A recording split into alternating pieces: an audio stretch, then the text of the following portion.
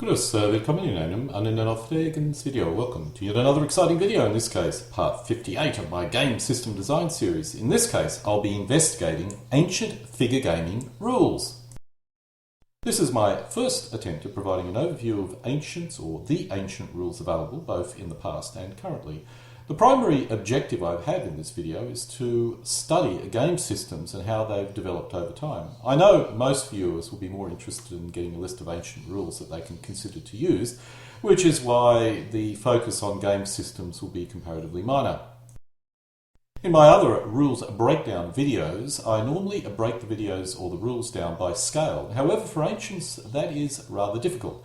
While most rules are unable to duplicate a full historical battles, most players feel this is what they're achieving when they play a game, even if the figure scale is only 20 men per figure. If the list of rules gets too great, I may break up the video into these different scales, which is normally based on what a player can expect to field and complete in terms of a game within a 4 to 6 hour time frame. Whatever that force mix is kind of roughly the scale that I'll be depicting the rules or grouping the rules as. However, even though this video contains all the rules, I will be indicating the scale or the rough scale I feel these rules sort of should belong in. The classification or the grouping that I'll be using is any historical battle, rules which support a scale which can support battles up to the size of Carnet, or if the rules support a variable scale system which can support that kind of battle. The second grouping is medium-sized battles, rules which can support most classical battles but not the largest, probably 35,000 per side. Small battles, rules which can only support smaller battles, probably 10 to 15,000 per side. And then finally, abstract. These rules really have very little interest in duplicating any historical battle. It's really closer to a game of chess rather than something that's really attempting to simulate a historical battle. Let's now look at the actual rules. The development of ancient rules started a very long time ago, and while Napoleonic rules are clearly older, ancient rules really did boom during the 1970s to 1990s, in terms of development at least, thus have a reasonably old pedigree. No list of ancient rules is complete without WRG being involved, and it really dominated this sector for the hobby for many years. The first edition rules, that's the WRG rules, was published in 1969. The rules had a major focus on orders, with each unit possessing orders. A unit was a collection of elements, each of which had from 2 to 4 figures in them. For such a short set of rules, 2 pages were dedicated to orders and changing orders. The troop morales were classified from E or A to E, with this morale classification affecting reaction texts. Coupled with orders, these rules had a major focus on reaction testing, which means when something occurred with a unit, you always took a test, which could impact the unit in some way. 4 pages were dedicated to reaction testing. Movement was simultaneous, which often resulted in disputes around who could move first, thus an umpire was very useful. Once all movement was completed, elements conducted firing. One type of movement was charge, which resulted in opposing elements being in base-to-base contact with each other. This resulted in melee. In most cases, casualties from firing or melee were taken in figures, which means the opposing player had to remove a figure. During many of these movements, firings and melee activities, reaction tests were conducted which could result in a unit routing, recoiling, or some other factor or thing. This represented the state of the art in 1969. One thing about these rules was their simplicity. The actual rules only totaled 14 pages. The second edition, which only came out 5 months later, was a corrected version of the first edition, which was required for competition play. Competitions were rapidly becoming an important part of the ancient hobbies, at least in the UK. Thus, errors had to be corrected in the first edition and the rules had to be slightly tweaked in order to allow for competition play. The points value were expanded and competition rules were added. Some changes occurred which allowed orders and additional orders, and a clarification was provided concerning elephants and artillery. A reasonable amount of changes and clarifications occurred with the reaction tests. Movement rules had some clarifications added as well. No doubt some gamey tactics were used which needed to be stopped. Competition games cannot have umpires, so this was expected. The The firing rules were expanded as well as clarifications added in this area. The same occurred with melee. The biggest additions were related to what occurred after melee. Apart from this, the rules were fundamentally the same as the first edition, but tweaked and modified and polished and made optimal for competition play. The third edition came out 2.5 years later. One major change was the use of paces, which resulted in a reduction of ground scale. The optional 50-man figure rule was also removed. The game turn was defined as lasting from 30 to 60 seconds, but you could consider it to last for 60 minutes. This was a classic fudge used in many figure gaming rules of the period. The troop types were also getting a more formal classification. The unit definitions were getting more complex, with each unit of units of 1,000 men allowed, which could be broken down into subunits. The unit was critical for orders, but subunits did not need separate orders. Command was getting more of a focus with generals and subgenerals. The point system was given a major revamp to align with the new troop types. The rules included a simple terrain deployment system and an initial deployment system. The reaction tests were expanded, the concept of disorder was introduced, and special rules for shields included. The firing and melee rules were updated to reflect the new troop types, but a large focus was aimed at routing and pursuit rules. The rules now included fortifications, ship-to-shore fighting, weather and time of day. This represented an evolution or expansion of the original rules rather than any basic change. The fourth edition came out little more than a year later, but like the second edition, incorporated only minor changes, clarifications and some evolutionary additions.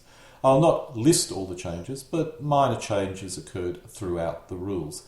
It was still fundamentally the same basic game system. And now for something completely different, SPI's PRESTAG board game. SPI PRESTAG is not a set of figure gaming rules, but I've included them as I did use these rules with figures and hexes back in the 1970s and 1980s. These were based on earlier SPI board games, but the basic game system proved highly playable and suitable for figures as well. The sequence of play was fixed, with each player conducting fire combat, movement, melee, and both players conducting mutual disruption removal. All fire combat and melee was based on an odds-based CRT, and the result being disruption or elimination. 2 disruptions resulted in elimination. These represented a very different design philosophy to, let's say, the WRG sets of rules and other figure gaming rules at the time, and was actually very playable and useful. It was quite playable. Let's come back to WRG, and the 5th edition represented a complete rewrite of the rules. I'm uncertain if Bob O'Brien and Ned Smith were involved in this edition, so if they were, my apologies for removing them from the list of editors. One big change was the addition of scales for 15mm and even 5mm. I'll not cover all the minor changes due to the addition or change of troop types, but from a rules point of view, a big effort was made in the area of troop deployment prior to the game. Formations were more carefully defined. Rules for weather and time of day were expanded, and the effects of weather carefully expanded. The order rules were reworked, taking up 4 pages of rules rather than 2. The same occurred with the reaction tests, which now took up 5 pages. The movement rules were extensively reworked and took up almost 6 pages of rules. Fatigue was added and disorder was fleshed out and expanded. The firing rules were equally reworked and expanded, as well as hand-to-hand combat. While a total rewrite, it was still effectively similar to the 4th edition. It was basically the same game system. The rules were simply longer, more complex, and far more detailed. And now for another set of rules, which is completely different. In 1976, Wargamers, A Guide to Ancient Combat was published in the US, specifically Wisconsin. While I have no doubt there were more ancient rules being developed and published in the US, these normally never left the US. This set of rules was an exception. The sequence of play was sequential, which was unusual for the ancient period, particularly in the UK. Basically, the sequence of play was side A moves half its movement allowance, followed by side B doing the same. Both players now conduct simultaneous missile fire. Side B moves its remaining movement allowance, followed by side A. Melee combat now occurs. This was a nice and simple sequence of play, which made the rules flow very nicely. Fire combat was simple as well, but casualties were still taken as figures. Melee combat involved throwing 3 dice, adding factors and elements involved, and comparing the result. The higher total was the winner. Then a melee results die throw was thrown to determine the result of the melee or combat. ANABASIS was a set of rules published in Australia back in 1978, and it proved popular in some clubs in that country, specifically Sydney, but was never really expanded or didn't expand out beyond the borders of Australia very much. Copies were found in the UK, but that's about as far as the rules travelled to the best of my knowledge. These rules were a reaction to WRG Ancients and attempted to simplify play as well as utilise percentage dice. I suspect the editor or author, Harry Burstos, was a D&D player, but this is only a guess on my part. The main difference was that these rules did not have orders, but did retain reaction or morale tests. The combat system was based on a percentage dice with factors converted into a percentage, and then you spun the percentage dice to determine if a casualty occurred or not. The result was casualties in figure terms, similar to WRG 5th or 6th edition. The sequence of play was not simultaneously, it was a sequential system and used a mixed I go, you go sequential sequence of play. This may have been its biggest draw card as it eliminated the issues with simultaneous movement. The combat system was also much simpler, so it may also have been a factor in its at least short-term popularity as well. Now we come back to WRG. WRG 6th edition represented an expansion of the period the previous rules covered, as well as incorporating all the errata which had been assembled in the previous 4 years. This, like the 2nd and 4th edition, represented minor changes, and this set of rules is still being used today by some old die-hard gamers. It was the edition I was introduced to WRG Ancients with, and does represent the pinnacle of this particular evolutionary path. These rules were supported by a range of extensive army list books and were extensively used in competitions. I must admit I never really enjoyed using these rules, but I did appreciate all the effort which went into these rules, and they did work as well as support more ancient competitions than I care to remember. Newbury was known for creating very complex rules, and this was no exception. These rules did also cover naval combat, and while I have a copy, I never managed to learn the rules in order to give it a real good game. The rules used orders, a 15-stage sequence of play, and lots of reaction tests. There was nothing specifically innovative with these rules, but the rules did seem complete and well written, but I found them very difficult to learn. The cheat sheets used 6-point text and was a huge A3 sheet of paper, which I can still read today, but no one else that I know which plays wargames would ever be able to read it. In 1981, The Shock of Impact was published. There were many attempts to break the WRG deadlock, and this was one. As it turned out, it was not really successful. I suspect because these rules were even more complex than WRG. The sequence of play was yet another simultaneous system. Players wrote down charges, conducted reaction tests, charged units tried to evade, more reaction tests, simultaneous movement, which included reaction tests, fire combat, which also required more reaction testing, conducting melee, and once again more reaction testing. This was not a simple sequence of play, it included a lot of reaction testing, although at least there was no order writing. The combat system was very similar to WRG, and the rules were extensive, but the result was rules which were hard to learn and which did not flow well unless you knew the rules extremely well. I discovered when playing complex rules, if you knew them well enough, they could play rapidly and smoothly, but the effort to become an expert would often make this impossible to achieve, and I suspect this was what caused the Shock of Impact to not really gain any traction. In 1984, NavWar published 5mm Wargame Rules for, you guessed it, 5mm Heroic and Ross figures. The scales are all guesswork, as no scale information is provided in the rules, but I can assume the ground scale is probably double that of normal WRG rules, for example. I've put a lot of effort into these rules, or I did put a lot of effort into these rules when they first came out, and I found the element sizes far too fiddly to really be practical. But nonetheless, the rules did work rather well. The sequence of play used a simultaneous system similar to WRG rules. While there was no orders, reaction tests were the critical element of the rules. The combat used a factor and a die roll to determine a value, and then if your value was higher than the opponent's, you won the combat. The rules were simple, easy to learn and play, but there was a lot of calculating and a lot of reaction testing, not unlike WRG. However, you have a lot more elements in this case because it's normally for 5mm. I'm uncertain how popular these rules ever became. I tried to use them but failed and sold my 5mm Roman and ancient British army as a result. But, you know, the only reason why I did so was because I found them too fiddly, not because I found the rules unworkable. I now wish I never did sell those figures because they would have been rather useful today, because I know a good set of rules that would have been able to use 5mm figures quite well. But anyway, that's the issue with selling stuff. When you sell it at the time, you'll always regret it at a later point in your life. RAPAX was an unofficial second edition of ANABASIS, and while it clarified and corrected many of the issues with ANABASIS, its complexity increased, which made it harder for new players to learn the rules. What really killed these rules was the upcoming major shift in ancient figure gaming design systems, as this basically represented a set of rules which was a quick play version of WRG 6th edition. 7th edition WRG represented a total rewrite of the original rules. From the 1st to 6th there was a consistent evolutionary path, but 7th represented more of a revolutionary change.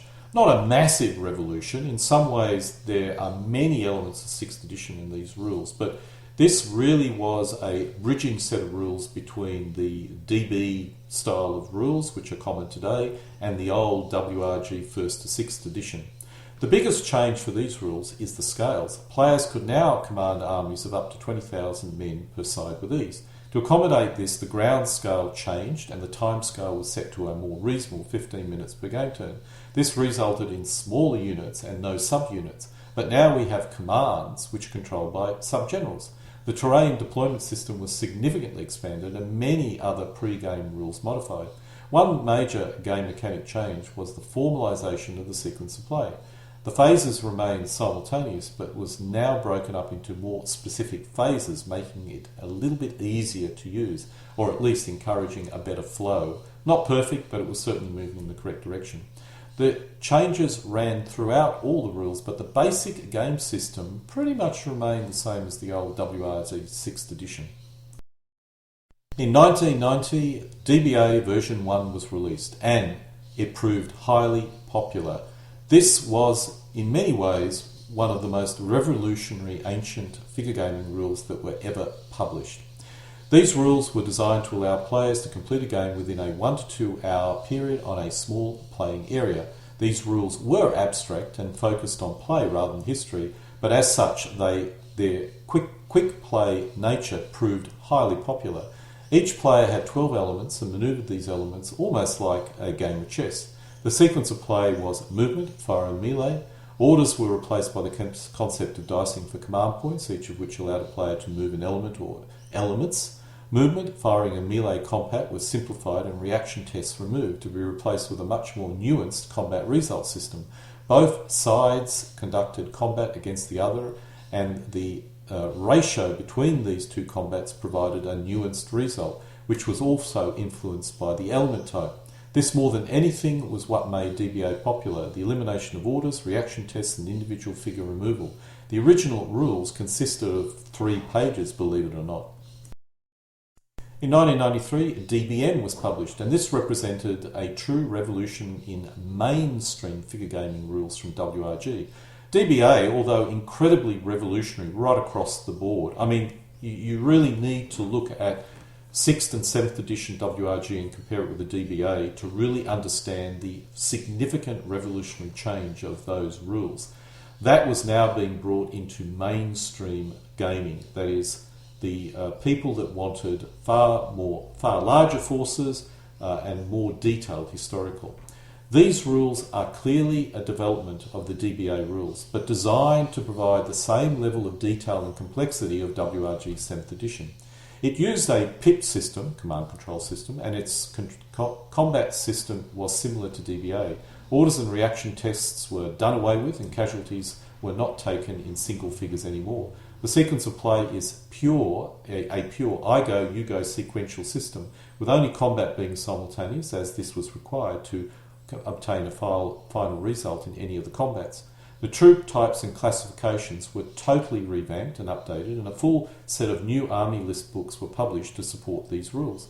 The rules contained more examples, and while it was difficult to learn the rules, once you were familiar with the rules, it was reasonably easy to cross-reference the rules during a game. Its major issue was gamey tactics and unclear rules, and several versions were created in order to solve this, ending with the final version, which was 3.4.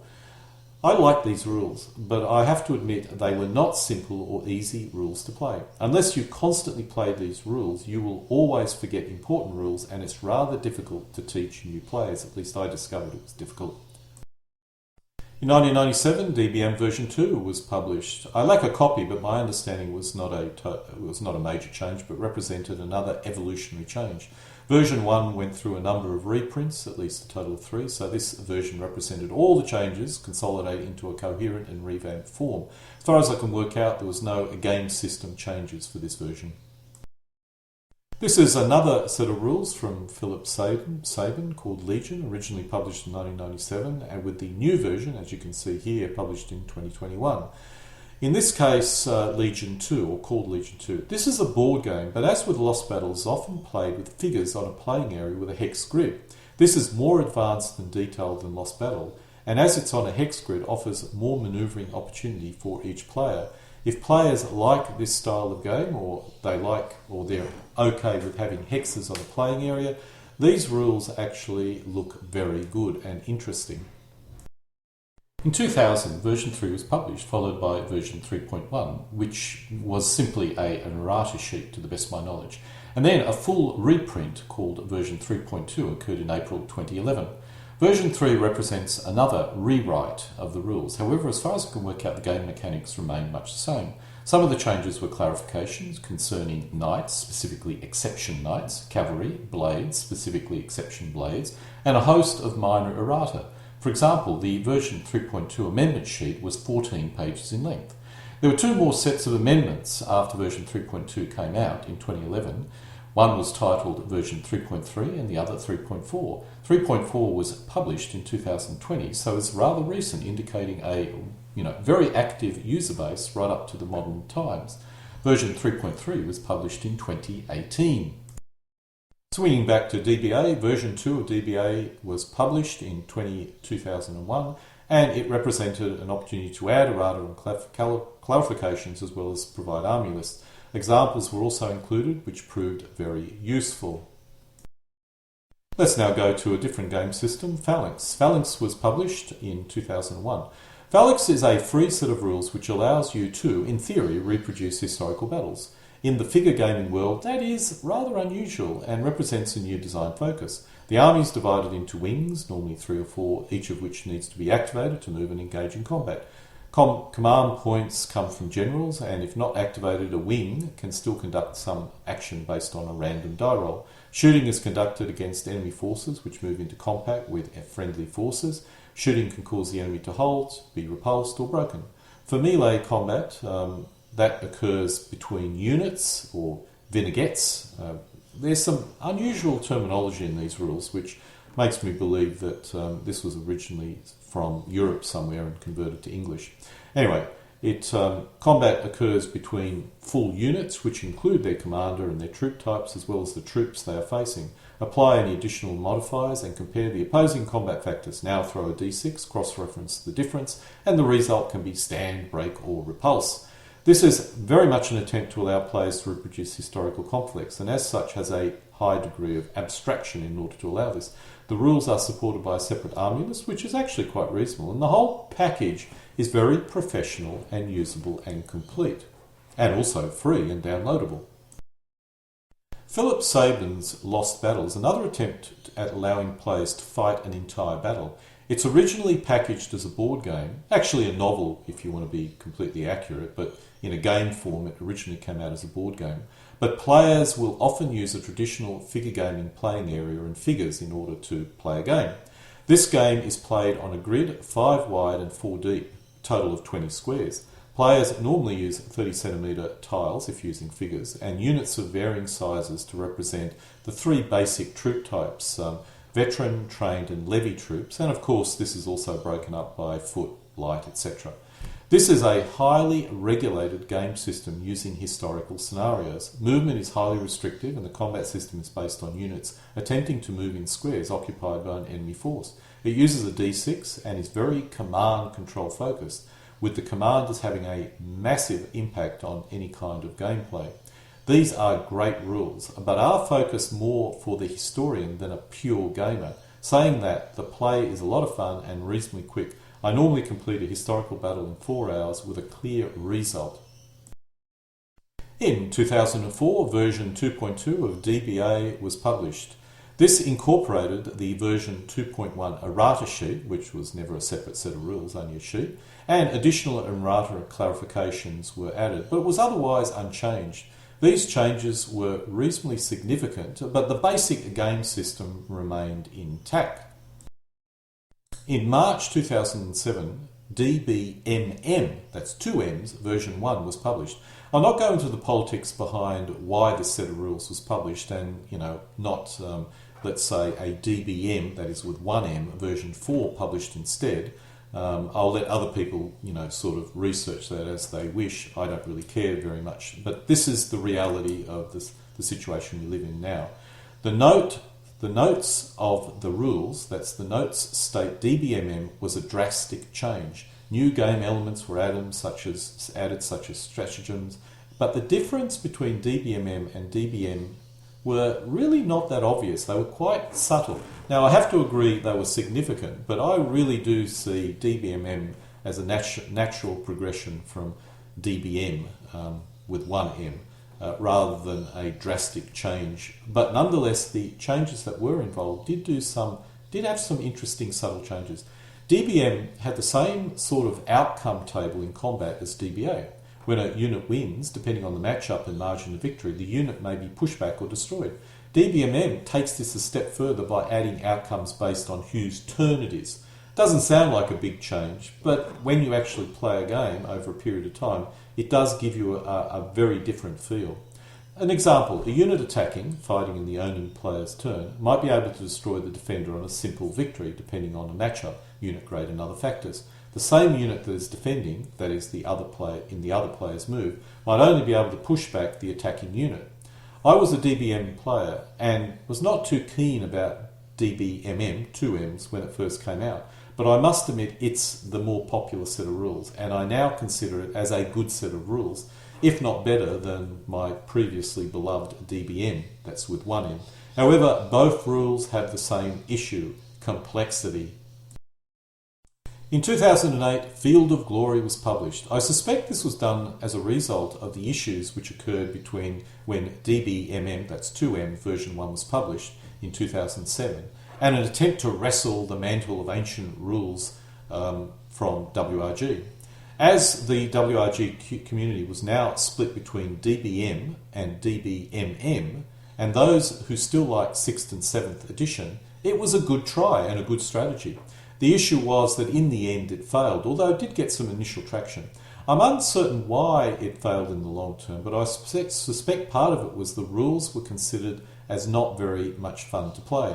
I'm uncertain what this means, but I found the plethora of rules, army lists and support material, a little bit confusing, and the rules book was not really optimized as a reference document. It was too big and not enough info was on each page. Saying that, the full set of books, of which I own most of, is beautiful to behold and looks lovely on my bookshelf, but I've never managed to effectively learn the rules, and for some reason I found the rules unusually hard to learn. The sequence of play is an I go, you go, comprised of a charge phase, movement phase, shooting phase, melee phase, and joint action phase. The opposing player now repeats this. The combat system used a hit system when you attempted to inflict hits on inflict hits on your opponent. Once all the hits were taken, you then take outcome tests. The hits from opposing forces are compared to determine who has lost or won the combat. Rereading the rules had made me realise how the rules fail in simply explaining the basic combat system. The rules are incredibly complete, but everything requires knowledge of many other rules in order to understand the rules you are reading. There are a lot of examples which are absolutely essential, but they make the rules book increasingly long. There are more than 100 pages of actual rules. ADLG was first published in 2008, and in 2021 a version 4 was released. These ancient rules have become very popular, possibly being the most popular set of rules in the UK and many countries in Europe in recent years. I unfortunately lack a coffee, so my analysis of the rules will be basic. A typical ADGL game will take between 2 to 2.5 hours to complete and will require between 20 and 30 elements. Elements are based in accordance with DBX, Field of Glory format, except the medium and heavy foot units will need to be double based. Combat is relatively straightforward, with each opposing pair of elements rolling a single dice and applying various modifiers for unit types, terrain and the situation. The high rolling element is deemed to be the victor and the lowest rolling element is deemed to be the loser. These rules are simpler than DBM or DBMM, they're easier to learn and the games are quicker to play, so these rules are ideal for competition gamers, which could be why they're so popular with competition players in the UK and, again, many countries in Europe. These rules are rules that I will most certainly consider purchasing, but as the type of players I have to game with prefer much simpler game systems, I'll probably stay with rules such as Lost Battle and P17CW for the most part, and for most experienced players, basically I'm a DBMM player, so I'll probably use those rules for those players. But if I ever come across people that play these rules, I'll definitely give it a whirl.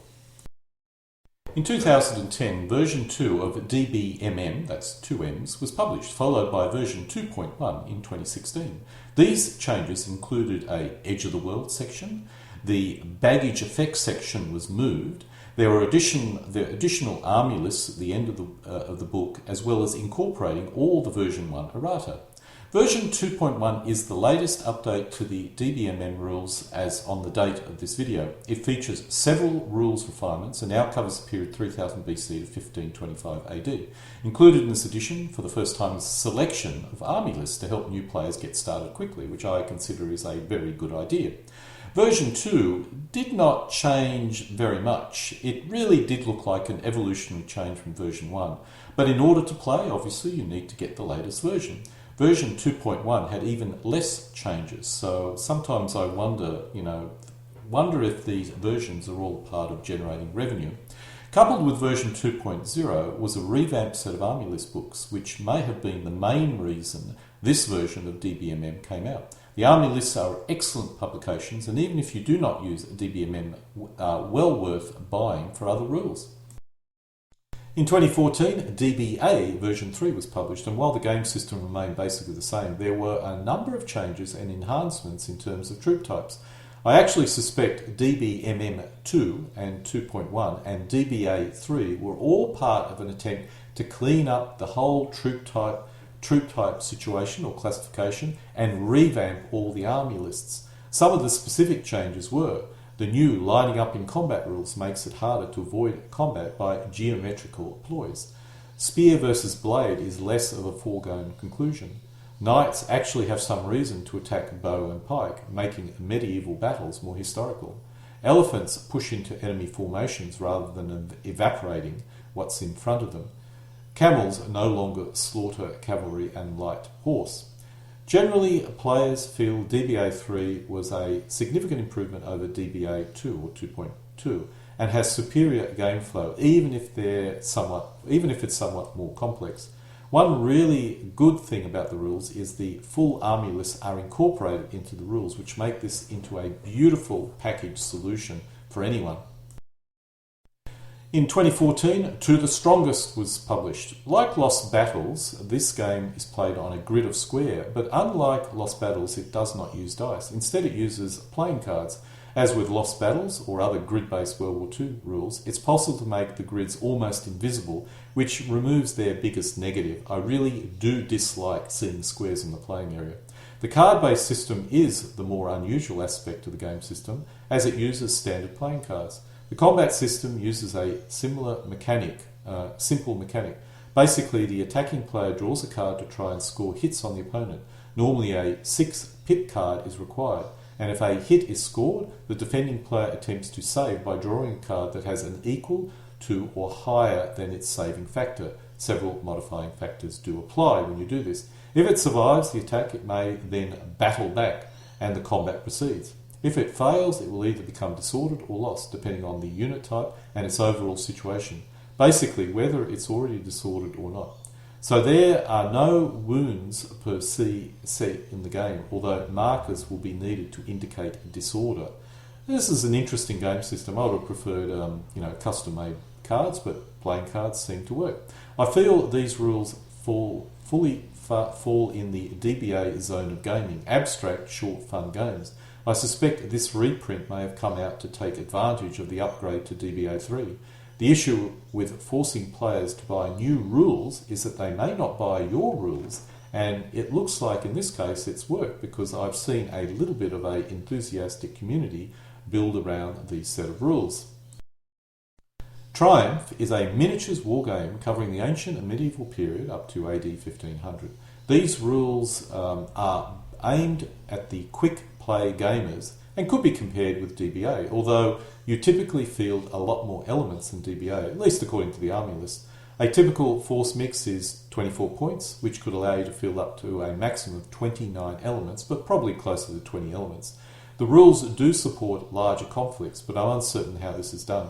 Triumph looks like it's more complex than DBA, but less so than ADLG, so fits into a possible sweet spot. One of the best features of the rules is the online army list called Meshware. The army list database, known as Meshware, is freely available online. In 2016, Mortem el Gloriam was published. I do not possess these rules, so I'll quote comments from another gamer, in this case Leger. Mortem el Gloria is okay. Not a great game, but not bad. If you're familiar with FOG, aside from the alternate activations, I find Mortem el Gloriam to be another flavour of Field of Glory, but using discs cards to activate units. Things I'm not keen on with Mortem el Gloriam are as the following. Mortem el Gloriam is unit-based, and at the Magna level, which I assume is a size of battle that you're allowed, I never find there's many units on the table, 8 to 10 max. As such, it feels more like playing a section of a battle rather than the whole battle. The other thing I don't like is the card disc activation system can be gamed to a degree. If you happen to draw a few reds and yellows and don't yet need them, you can effectively hamper your opponent's command and control ability to a degree by hanging on to those cards, reducing the chances even further of the opponents being able to draw them. Although I must admit, this is my personal comment, I don't really consider that as an issue. The other thing that this gamer didn't like was the activation movement mechanism can result in some rather dubious results and tactics, such as saving a cavalry unit, moving it last and then a double move, then going first in the next turn and charging a unit of archers with it, with the archers not having a chance to get a shot off. Again, my personal opinion is I don't really consider this a major issue. It's an abstract system and you have to expect some unusual factors, and quite frankly, the effort involved in undertaking that tactic sounds like it takes a lot of effort. My conclusion is these rules focus on the simple and quick play end of the market. Not as simple as DBA, but simpler than ADLG. It uses cards, which I originally never really liked, but I've become a fan of cards these days, as long as the cards are well designed. These are well worth looking at if you're new to the hobby. Experienced players may find it a bit too simple or abstract. SAGA Age of Hannibal is a rather unusual set of ancient figure gaming rules, focused on the period around Hannibal and designed to refight rather abstract battles. It heavily uses cards and battle boards. The rules look very nice and filled with a lot of bling.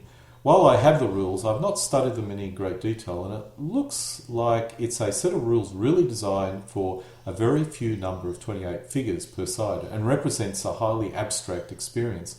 They really actually look more like a skirmish set of rules, which for ancients would be rather unusual. P17CW is a conversion of the old SPI PRESTAGS rules into a hexless figure gaming format.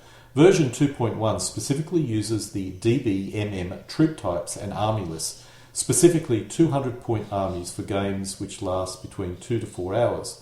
The game system is identical to PRESTAGS, the original SPI's PRESTAGS, and as such is focused on quick gameplay, which does result in some abstraction. Using the DBMM troop types and army list does add significant historical flavour. One interesting point about this game system is very much designed to allow both sides to maneuver into a position to fight a battle. Most current rules start with both armies lined up. This really starts with both armies approaching each other, allowing both players to basically organise their army in the best way or optimal way for the combat, which is a very different experience to most other ancient figure sets of rules. Because of the way the conversion into a hexless format is achieved, these may not be good rules for competition play, but are good for friendly games and also duplicating historical games. The original PRESTAGS was focused on reproducing historical games, but P17CW focus is very much ad hoc games using a card-based system. I personally find these rules good because they're easy to learn and the rules are very simple, allowing me to get new players involved in the hobby. Let's now look at an analysis of what we've just seen. The ancient rules game system development has mirrored somewhat that of Napoleonics. The rules started very simple, with a major focus on orders and reaction tests, and the use of simultaneous sequence of plays. Then they increased in complexity and length until a major change occurred which attempted to make the rules more playable. This normally resulted in removing orders, reaction tests, and moved to a sequential sequence of play. The other complexity aspect initially remained the same, but then with DBA, a revolution occurred. DBA took all the complexity out and focused purely on playability. The basic game trend, without going into extreme details of the actual game system, the basic trend is easy to see. Players want a quick play set of rules which allow them to complete a game within a 4-hour period or less, and they need those rules to be able to be easily referenceable and easy to learn. Longer games could be catered for by simply increasing the number of elements. In order to create quick play rules, it was critical to have a game system which flows seamlessly, which DBA does achieve. Field of Glory probably failed because it retained too many of the other game systems which breaks this seamless game flow. I'm uncertain of this, but it's one possible reason for its decline. ADLG succeeded by retaining this seamless flow, which allowed for larger and more historical conflicts than DBA allowed. Let's drill down into the actual specific game system changes. Some of the specific game system changes were the move from simultaneous movement to sequential movement. Simultaneous movement introduced a host of issues which slows down gameplay. Sequential allows for quicker movement processes. Thus, with sequential, you maintain this constant flow without stopping and arguing about something. Another change was the elimination of the concept of orders, particularly written orders. Orders can work when the orders are simple and the recording is simple. I would suggest using a card-based system could work. A card with an order on it, face down in the playing area, with the details of exactly what the order represents, may work, depending on what the details or the restrictions are. But writing down vague rules or orders and then being forced to cross-reference a loosely defined list of orders and definitions kills the flow of the game. There's just too much arguing. Is this possible? Is it not possible? Etc. Orders have been replaced with the concept of command points or command radiuses, or simply ignored. Another change has been the elimination of reaction testing. Constraining movement by the use of reaction testing is understandable, but once again breaks the flow of any game and is generally bad. For skirmish games, it's absolutely necessary and has to happen. But building in reaction testing into a combat system is a much more seamless system to implement. The use of command points or command control covers reaction testing, which controls activities which involve no combat. Thus, you don't need reaction testing if you've designed the other elements of your set of rules correctly. Another change was the removal of the concept of removing individual figures as casualties. This is a no-brainer. Combat results which require individual figures to be removed cause far more issues than any possible advantage. Some rules don't even require whole elements to be removed, but this can sometimes require some sort of record keeping, which is actually as bad a design feature as removing individual figures. Removing elements works very well. Another interesting trend, which is certainly not universal but has occurred with some of the more simpler rules, is the use of cards.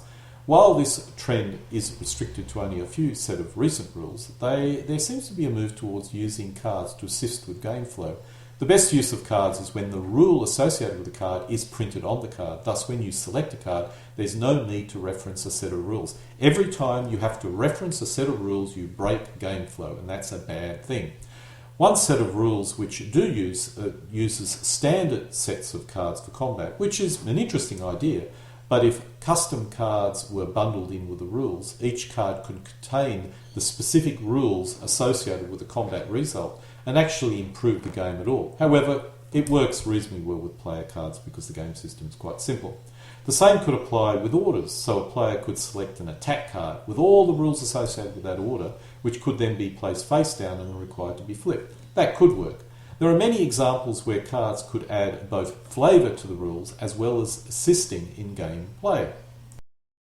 Another interesting trend, which I've already mentioned, is the combat system bundles into its system the reactions to combat.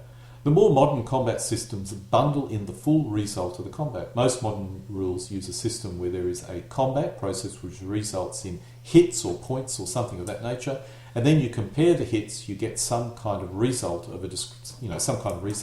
Some rules bundle both processes into a single process. Early rules first calculated the losses, and then you use a reaction test to determine what effect it had on your elements or units. Sometimes casualties were also compared as a third step, This required so many stages and separate die rolls, it broke up the game flow, so needs to be avoided if at all possible. Mad Axeman keeps excellent records concerning who is playing what in the UK, with this which can provide a guide of what is popular and what is not. ADLG, according to this chart, is absolutely number 1, DBMM is number 2, and number 3 goes to MEG. I have to point out these are competition rules, and club play or friendly games may have different preferences.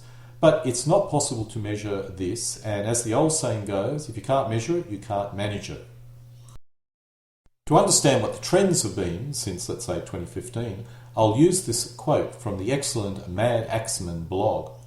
The clearest trend in the period since 2015 has been ADLG's rapid rise to replace FOG, or Fields of Glory, as the most popular and widely played rule system in the UK Ancients competition scene. In the 6 years since it's launched, MEG has managed to establish itself as in the second tier group, all of which consistently draws somewhat between 60 to 80 players annually. Field of Glory now joining DBM in what might be best be described as the legacy category, alongside the small but loyal DBM community, each system being almost exclusively centred around a small number of clubs. If we swing over to the US, what are they playing? The best guide is looking at what competitions were run at Historicon 2022. In the Ancient Zone, the 3 rules which have competitions are ADLG, DBA and Triumph, with DBA looking like being the most popular based on the days games are played and the number of different sub-competitions in that zone. I have no idea if that assumption reflects its popularity in terms of actual gamers, but I suspect it may be the case. So based on this, what it looks like to me is DBA is number 1, ADLG probably number 2, and Triumph seems to be something that has appeared and may yet be growing. If we swing over to my current location, in Asia there is an active DBMM club in Hong Kong, and there used to be, pre-COVID, DBMM competitions held in Bangkok each year. Apart from those rules, I've never seen any other type of competitions in Asia, although I did try and get some guys I knew in Japan to try out a DBMM using samurai armies. The theory being Japanese guys probably like samurais. I was right on that particular point. Unfortunately, the attempt was a disaster and taught me DBMM may not be the best way to encourage new players, especially when we were all speaking in a second language. I'm uncertain what the situation in Australia and New Zealand is. I suspect in New Zealand there is a reasonable interest in DBMM, considering the amount of people that leave comments on the DBMM blog on IO groups, but I'm not aware of much DBMM in Australia, or for that matter any kind of Ancients gaming these days in Australia. I suppose I need to do some more research in that part of the world. As for Europe, I've seen a reasonable amount of DBMM being played in Italy. I thought there may have been something occurring in Milan this year, in 2022, but I can't seem to remember any details or find any info of it. COVID seems to have thrown a wrench into many plans. I hope that event is well and truly over. ADLG has competitions occurring in France, as you would expect, as well as Spain and Germany in 2022. I don't have any numbers, but I get the impression ADLG is the most popular ancient set of rules in Europe, although figure gaming seems to be a bigger thing in England than on the continent. I'm pretty certain ADLG is the most popular set of rules for competitions in Germany at least. And so we come to an end of my epic video, part 58 of my video on game system design, in this case covering ancient figure gaming rules. As with my other videos, as new rules come along, I'll probably update this every 18 months to 2 years. Alle guten Dinge kommen zu einem Ende.